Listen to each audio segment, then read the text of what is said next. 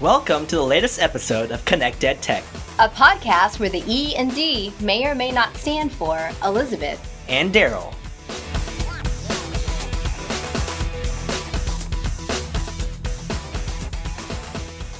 Hello, ConnectED Techers!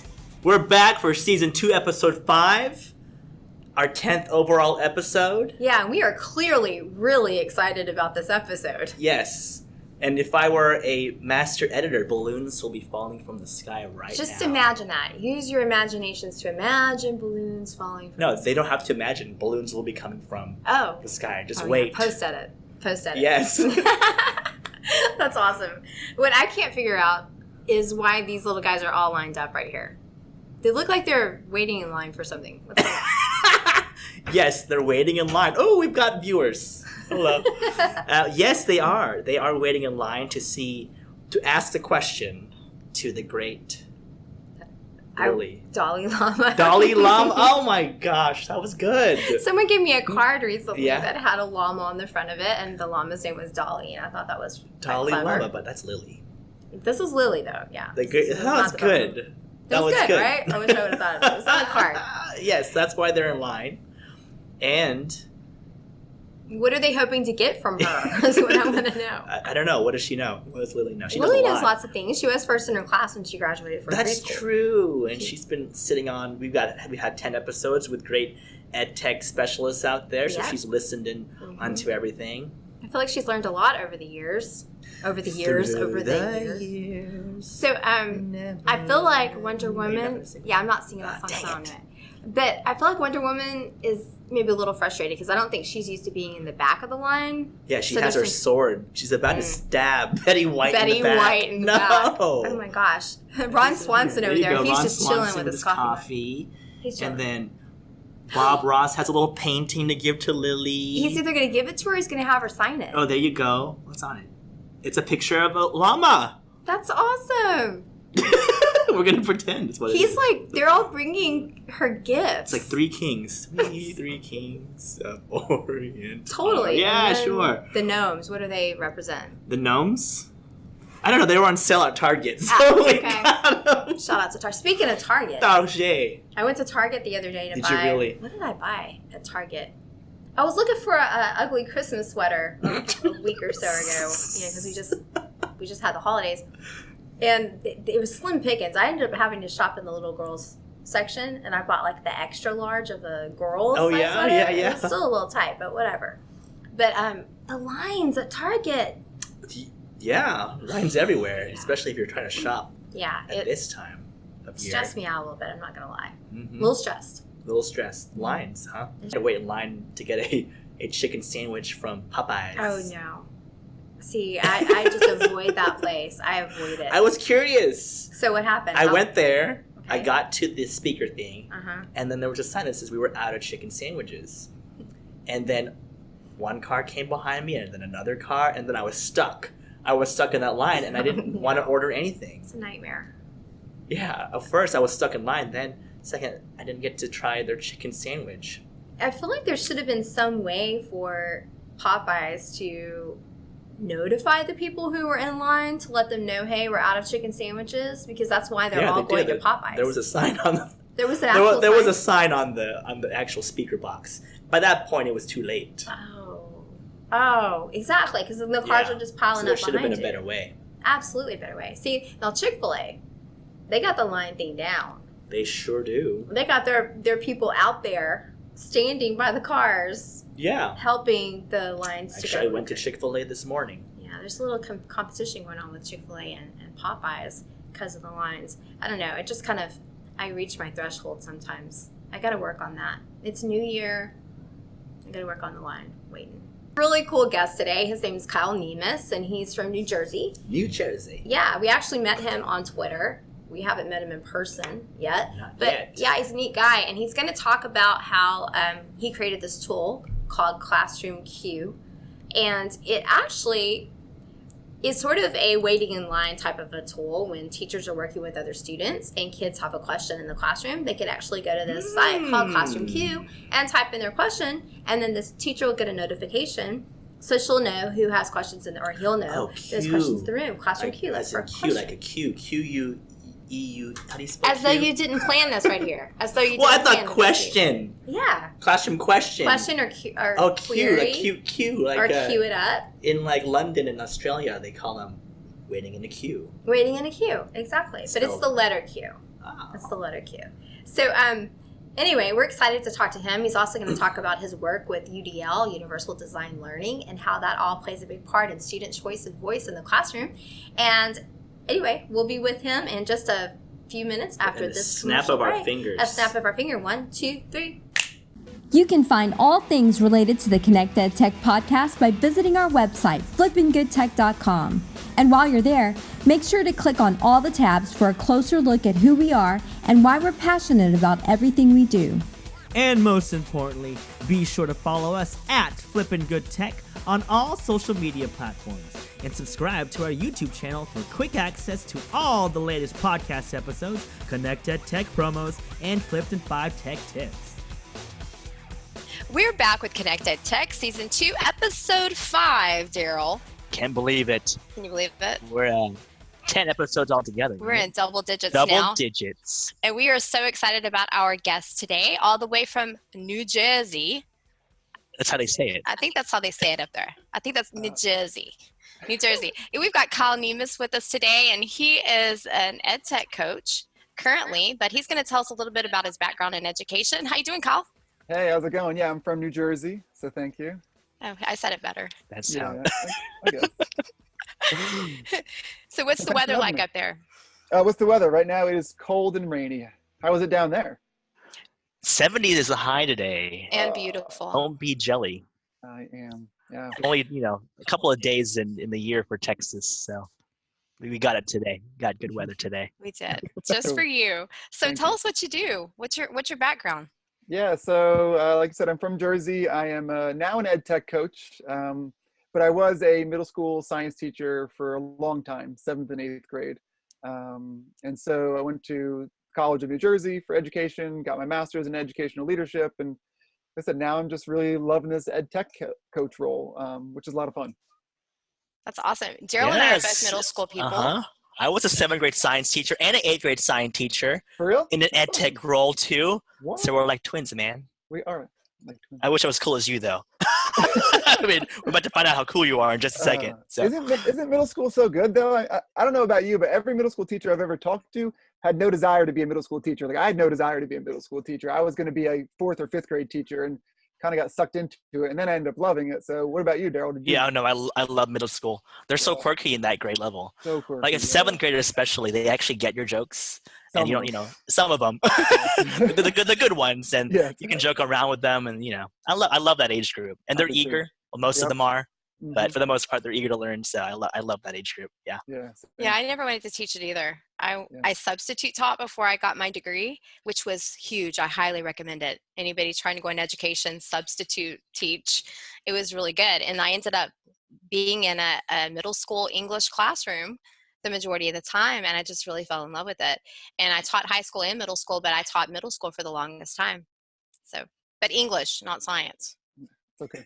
Jeez, all these science you need people. English and science. So this is true. You got to be able to read. So, so you're an ed tech coach now, but you taught, like you said, you taught science for a really, really long time. So, tell us a little bit about how you structured your classroom, because I know we talked to you some before about the importance of giving students choice in the classroom. So tell us, kind of walk us through what that could kind of look like for you in your class with giving students choice in what they learn in a science classroom. Sure. Yeah. So, I mean, it was a journey, I think, like all teachers were, right? So my main focus when I started is I really just wanted to make learning super fun and engaging and all this stuff. And it was, I guess, about 7 years ago when like flipped learning started to kind of really come into education a little bit. And I remember talking to my father-in-law, who was a principal, and he's like, "This thing called flipped learning. You record yourself." And I'm kind of the personality that says like, "All right, I mean, let's go for it and just see how it plays out." So I started there for sure and did kind of the stereotypical flipped where people watch videos at home. And it didn't work for me for a couple of reasons. As far as the kids at home, some didn't watch it, or I don't know, it just became kind of a challenge. So then my class kind of evolved to like an in-class flip kind of styles, which is a lot more popular now. Like Catlin Tucker, I don't know if you guys know her. She's super big into that whole thing too. So it became that. And then honestly, the turning point was this moment where kids used to watch videos in my class of me teaching. And there was this girl, I'll never forget her. And she's like, do you have any other way to learn? I really don't like your videos. And at first, Wow, brutally honest. totally, right? Yeah. So now, all these years later, I can really appreciate it. In the moment, I was just like, I had to take a step back and be like, okay. So like, I kept my cool, and I was like, all right, well, what would you like to learn as opposed to a video? And she's like, I just prefer to read or as opposed to a video. So do you have anything I can just read about it? And so that really kind of opened the floodgates of like, I'm sure if she doesn't like learning maybe one certain way, then other kids don't too. So it really got me to start experimenting with giving the same content but via video or reading or hands-on. And then so it really evolved into this classroom that hopefully kids had a lot more fun because they had a lot of options to kind of get the same exact content. I love that you said that, because a lot of times I'll go to even professional development sessions, and I'm a participant in those things, and they're wanting me to build things or make things with my hands, and I am just really not good at that. But if you ask me to write something like a creative writing piece, or even kind of write a script or act something out, I could be all over that. But like actually building something from scratch, not my cup of tea. So I really appreciate the fact that you're saying it's not one size fits all. Yeah, I mean, and what you're saying, like writing makes me sweat. Like I don't want to write anything at all. Like even just you talking about it, where I'm totally more the hands-on. But yeah, so I think you're totally right. I think the big thing that I've learned so much over the years is just that like so many kids learn different, which isn't new, obviously, you know what I mean? But just I don't know, just really giving kids different options is something I value a lot. Yeah, you mentioned barriers about flip learning where your students weren't watching the videos at home. I've heard a lot of teachers say the same thing. And you mentioned something like in-class flipped, Yeah. which I've never heard of it that way. Can you kind of explain how that technique or that strategy works, or how you use it in the classroom? Sure. Yeah. So flipping in general, I guess it depends on your definition, right? So to me, flipping means recording yourself giving the content or your lesson or direction as opposed to you standing in front of the class teaching. So that to me is, I guess, my definition of flipped, whereas you could argue it means like doing stuff at home. So when it was at home, like I said, some people didn't do it or whatever. So I remember it was literally one day I had the at home kind of thing as homework. And I was like, you know what, let's just start our homework earlier. And kids started watching the video in class. And it was so much better because it's still the exact same benefits where kids can go fast or go slow and they still have access to it wherever they want, that whole thing. But you were also there to help and answer questions. And so that was one of the biggest barriers I faced, is that kids at home didn't have you. And of course there's structures, they can write down questions and all that, but there's something really valuable about when they're watching a video, also having the real life you. So I've done a lot of workshops on it, and I always call it like cloning myself, more than it is like a flip. So it's like there's the digital you giving the lesson, and then there's real life you who's walking around asking questions, helping kids. So it's almost like there's two of you in the classroom. So it was really, really helpful and kind of a game changer. One of our friends, Meredith Akers, does a session. I like how you said that, because she calls it duplicating yourself. Same thing, yeah. It's like the same. I love that, because that's exactly what you're doing, and it frees you up. It Yep. gives you more time, because I think that's a barrier for teachers. Sometimes they're like, how do I manage this? So besides doing that, duplicating yourself, can you see other advantages for doing class this way on the teacher's side of it? Yeah. So, I mean, for me personally, here are the main benefits that I saw is one, and I guess the most important is like my relationships with kids became so much better, which I know is like, you wouldn't think so, but all my time now was spent walking around having really great individual conversations with these kids. Whereas when I'm in front of the classroom, it's hard to have as many individual conversations because you're talking to the whole group. So like, I just got to know the kids on a personal level. I got to know their learning style. So it helped with the relationship piece, which was just awesome. But then like, it really helped we always say that the kids in the margins, for the kids who would be bored are no longer bored because they can fast forward. The kids who are totally lost and need some more time can rewind. So like, that just makes them in a better mood in your class. They don't dread your class because it's less stressful, because they know it's they can really go at their own pace. So it just really made the class like a really, I don't know, much more engaging, kind of fun atmosphere. And yeah, and the beauty. I just combined beauty and video together. The beauty of using video in the classroom, they watch the videos and then you can just watch your students and you see how they learn, and then you can personalize it. If we're playing buzzword bingo, Buzzword bingo. I just threw personalize out there. Right. How you personalize the classroom, and then you get to see what strategy best works for them. So a lot of focus is on video, flip learning. Do you have any like strategies or tools or tips and techniques for creating these videos in the classroom? Yeah, so I mean, there's all sorts of tools out there, right? My number one thing I did is I would put my phone on a chair that was on top of a table, and I would record myself teaching the lesson. Like, no editing, no nothing like that. I just think that like with 1,000 things we have to do, like if I knew I had to then record myself and edit it and do all this stuff, I probably wouldn't do it. But it's really easy for me just to put my phone on top of a chair and for 10 minutes just record myself doing my normal lesson I would do in front of the class. And it was really funny. So I used to do this before school. I'd get to school, and just record myself. So if you were a teacher walking by my classroom, like in the morning, you'd see me giving this lecture to literally nobody. So it looked like I was a crazy person, like moving my hands all around, and there's no one in the classroom, just me to a phone. So I would just record to a phone and go to YouTube from there, and then just share it with my kids. So that was my favorite thing, and I think that's be my advice to anyone who's considering flipping, is like, just keep it like way simple and don't worry about editing, because you're going to make mistakes and it's totally fine. And we make mistakes all the time. So that's my, I guess, editing tech advice. I love that. And you're modeling that for students too. Not everything has to be so perfect. It's about the purpose for whatever it is that you're creating. That's the most important thing. So going back to, we talked about the teachers and how this is beneficial to them, but what kind of impact have you seen on the students with using this type of choice stations or blended learning environment, buzzword, in the classroom? So if I'm going to be honest, it depends on what time of year you're talking about. So because my class, I offer the video, but I offered a lot of choices to kind of learn, let's say, respiratory system, right? They can watch the video, or they can play a game, or they can go to the whiteboard with a friend.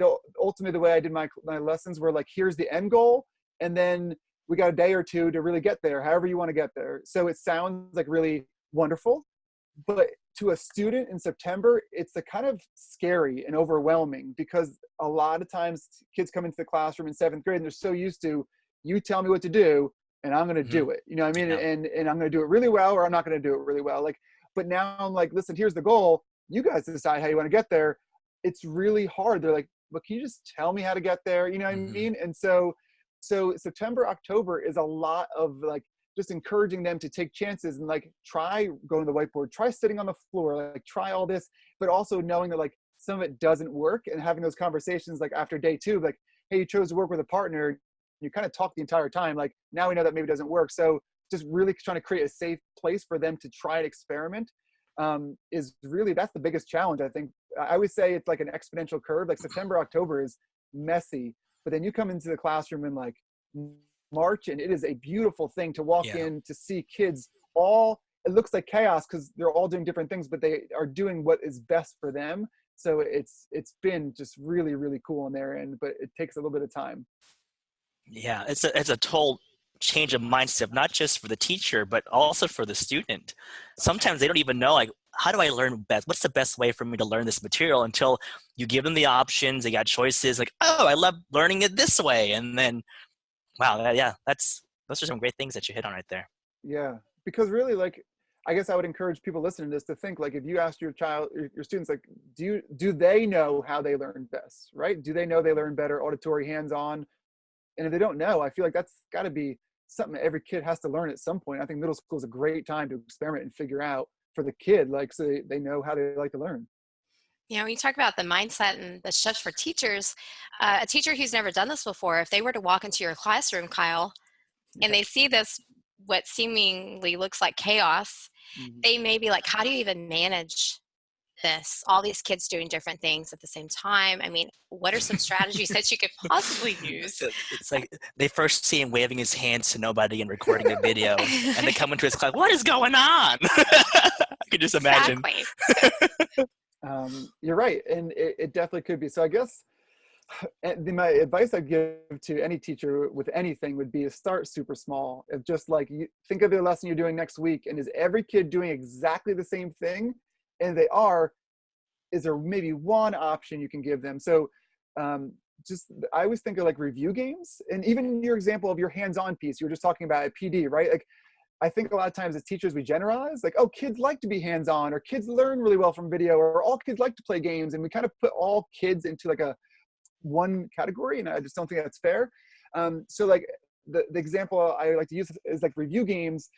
So like, I don't know, I'm going to use Quizlet Live for an example. Like Quizlet Live for majority of the kids is like super fun, engaging, competitive. And like, I would say most kids really like it. But for some kids, it is a stressful, anxiety-ridden nightmare to be on a team in the speed-filled competition. So instead of saying, listen, we're all going to do Quizlet Live because you're all going to love it and it's going to be fun, you can still say we're going to do it, but then have the option to say like, listen, like if this isn't for you, that's totally fine. You can study on your own or with a friend, or just do some flashcards, because the end goal is the same. You just want kids to study for their test or quiz or whatever it is in a way that is the most enjoyable to them. So I would say just start really, really small and just think like, is there any little thing I can do to make a kid's life a little bit better? Just one option maybe. That's a really good point. I don't think I've ever thought about just giving them the option not to do Quizlet Live or Game Kids. Who doesn't like Quizlet Live and Kids? It's a game. Everybody loves games. No, but think about it. I think there are even some teachers during PDs like, oh gosh, Quizlet Live, no. Yeah. I think that's a good point. So one of the things we really wanted to talk to you about is this tool that you came up with as a result, I'm guessing, of doing this type of instructional model. So can you tell us a little bit about this tool that you have created? And I want to let you set it up and say what it is. Thanks.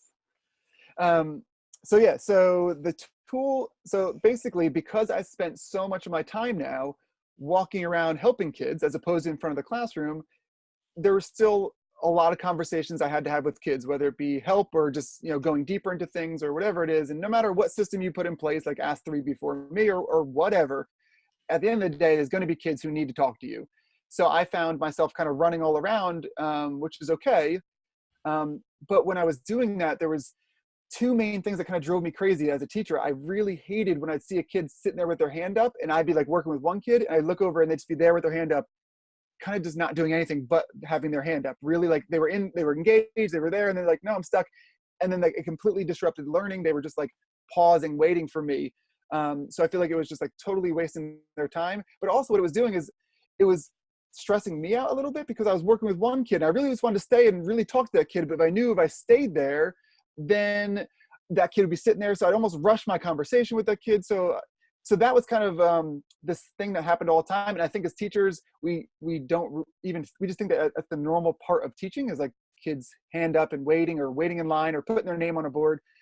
So what we kind of did is, so myself and another teacher, is we just kind of created a really, really simple solution, which is just a digital hand raising tool, I guess. And so it's called Classroom Q. And honestly, I think it's the simplest tool out there. I know like I'm biased because I made it, but like we wanted to make it so simple where basically a kid, if they need help, they click a button, you get notified, and you can just work your way through the queue, and the kid knows where they are in line so they can get back to whatever they were doing. They know that you'll be there as soon as you can. So I always say it's kind of like a deli ticket system at, getting the lunch meats, only for the classroom. It's kind of like a digital deli ticket system. So it's just like one of those like really, really simple things that has made a huge impact in my classroom. And now luckily it's spreading pretty well across the country and the world. So it seems to be making a difference for a lot of people too.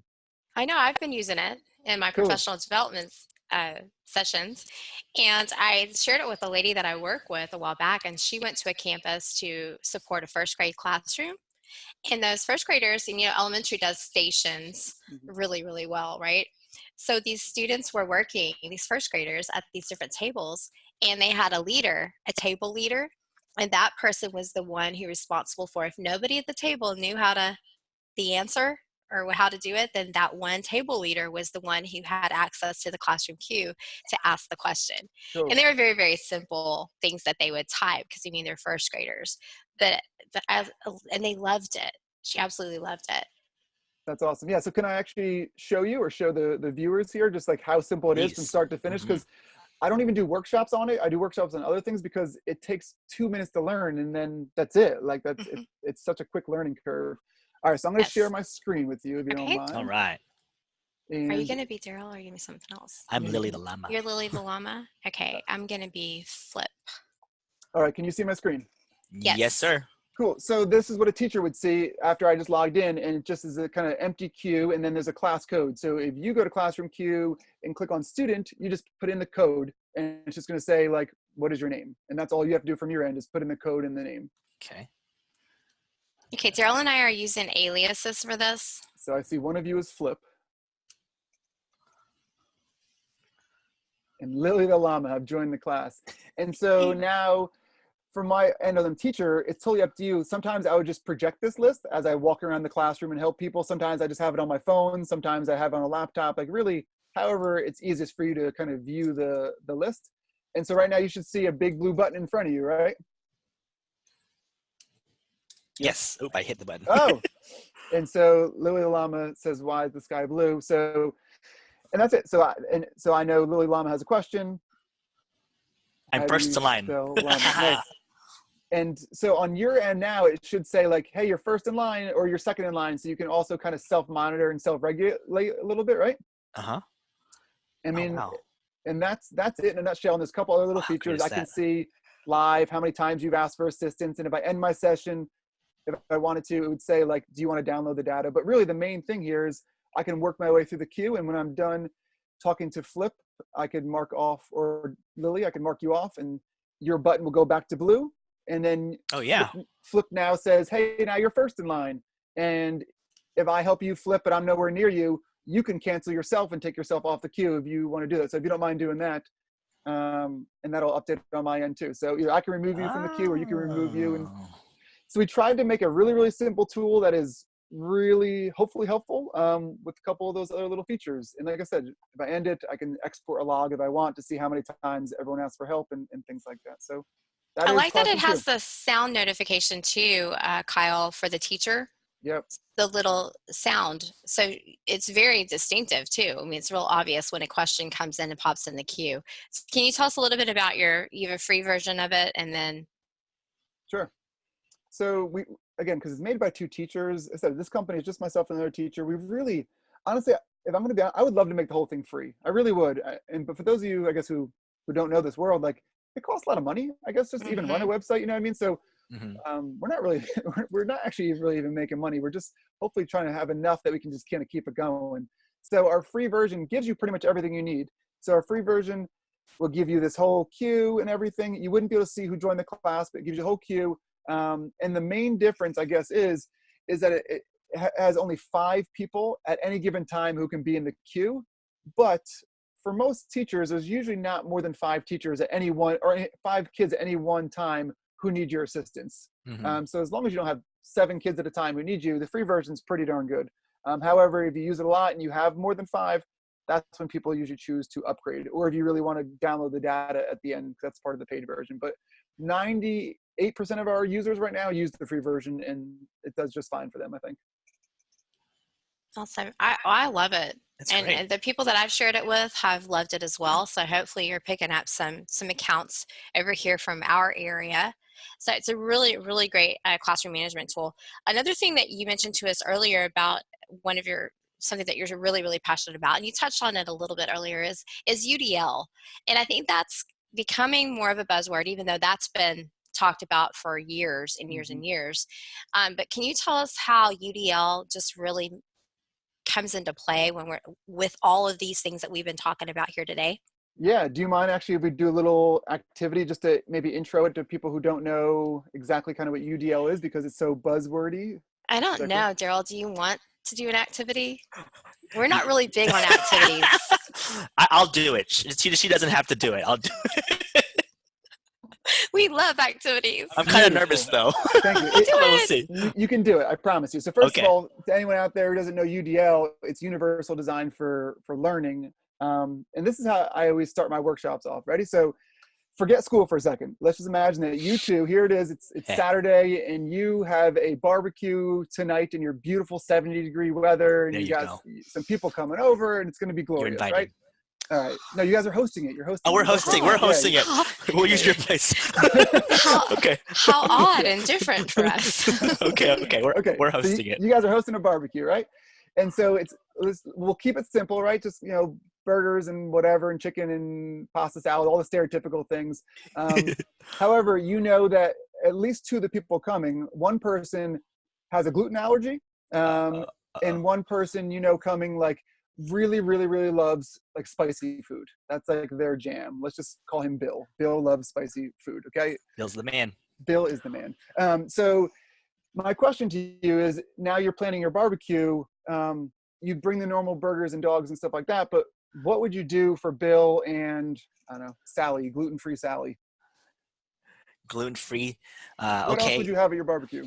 We will have gluten. They can't eat bread, right? That's gluten.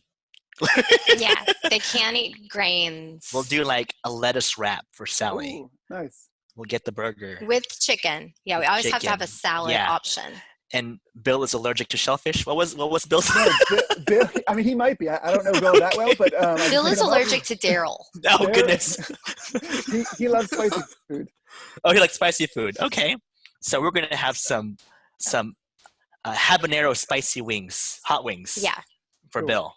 Yeah. All right, so let me just get this straight. So you're having your barbecue, but you said you'd make sure you have, like, some lettuce if someone wants to make, if Sally wants to make a lettuce wrap, and then you might get some spicy wings so Bill is also happy, right?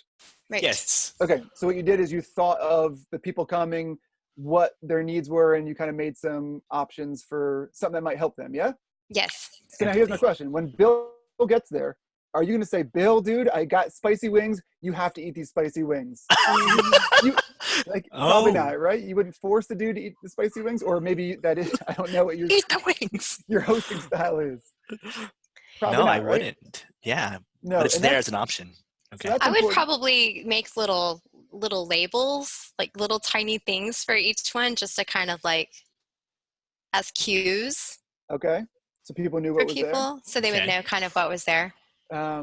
But And you don't so- have to do that. You don't have to do that, but that could be helpful for sure. Mhm. But now, so the other thing too is that, like, so Bill might be really pumped about his habanero wings, but maybe someone else is coming who also is going to eat those wings. You wouldn't say, listen, these are Bill's, only Bill can eat them, right? Like, other people might totally get into the wings as well, right? Right. So that's another really important piece of how this kind of applies to the classroom, is that, so the way UDL works is exactly the same way as your classroom is it's really thought out. You think of who's coming to your class, and you say, all right, if I'm hosting my barbecue, aka my lesson, I can probably throw out burgers and dogs or whatever for most people. However, this person I know really wants something. So really, you might put out an option that really might help a kid, or help whatever a kid with some sort of barrier. And we can talk about that in a second. But just the overall idea is put out a couple choices. But what makes UDL different than differentiation, because this comes up all the time, is because the goal is the same. You want to make sure that every kid has what they need to learn. Is that differentiation a lot of times is like, you get the blue sheet and you get the red sheet. It's almost like you as a teacher decide the level of the kid and you give it to them. Where UDL is very much like, I really think this is going to help a person, so I'm going to have it out there, and maybe they'll use it. Heck, maybe someone else is going to use it too, because that's really important. And they might use it on different days. You know what I mean? Like, you might put an option for a kid, and sometimes they use it and sometimes they don't, depending on their mood, their day, or whatever it is. So I would say UDL is like a very well thought out buffet, whereas differentiation is like making a different meal for every single kid, and that's pretty challenging to do. I love that you said that about the not limiting what they can pick. Even though you know that about that particular person, you don't limit them. I love it, because even with choice boards and choice menus, if you differentiate that based on levels where students are in their learning, and you say, okay, this color on the choice board is going to be my beginning or lower level, and this group, you guys are at this level, these are the ones you're going to do, but not like offering them the option to do the other things that may appear more challenging just because you think maybe they can't do it, but they may be something that they're interested in doing and want to try or attempt. I love it, because I mean, I don't like spicy food that much, but I might want to try it right along with Bill, right? Sure. You don't like spicy food? Really don't. No, that was a great analogy. Really good. If I could just expand on it just a little bit. So, Sure. But the thing is, as a teacher, you're not hosting one barbecue. You're posting a barbecue day after day after day, right? So like, we got to find out. So maybe Bill doesn't get habanero wings, but listen, I'll put out a jar of hot sauce every day for you, dude. You know what I mean? Like, I can't make wings every day. So you got to find things that are simple enough that can still help somebody without driving yourself crazy. Because I think a lot of times UDL, people think of, oh my God, I need a buffet every day in my classroom. And that's so scary. So a really simple example I could say is like, let's just say you are, I don't know, giving notes or whatever it is, right? And whether it be flipped or in front of the classroom, and you're like, listen, I know there's a couple kids who really seem to do well, like when there's a color involved, whether they have the option to write their notes in color or highlight something, right? You putting a couple highlighters on every table is UDL, because you thought of what some kids want, and you just put some, that's your hot sauce. Highlighters. And so then when someone walks in your classroom, some kids are taking notes without highlighters, some are. So because maybe they decided to use it. So it doesn't need to be this whole buffet. It's just like really simple little things that can help kids out. So that's why I love UDL. It doesn't need to be big and overwhelming. Wow, that was like the most perfect analogy. I completely get it. I know, I do too. It was really, really good. And I think our listeners are going to appreciate that a whole lot. So kind of as we start to close this out, you gave us so many good things in such a short amount of time. This was great. Thank you.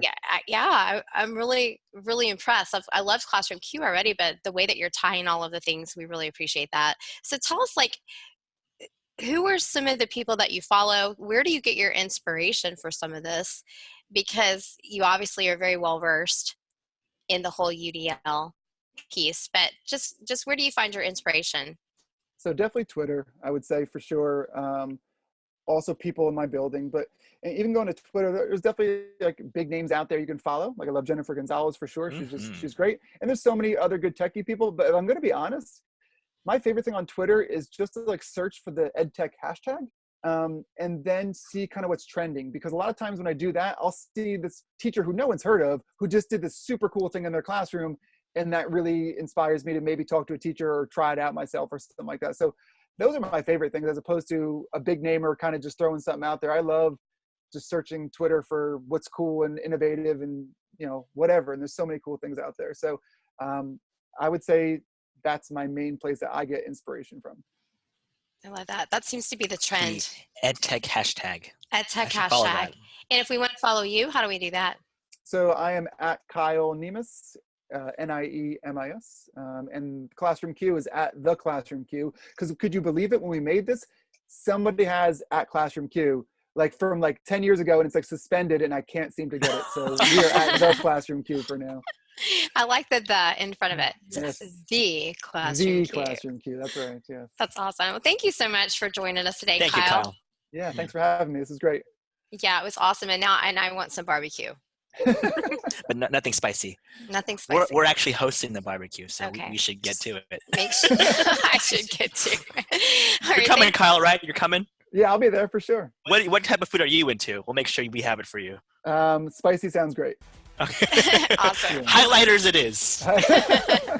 That's awesome. Thanks again, Kyle, so much for joining us.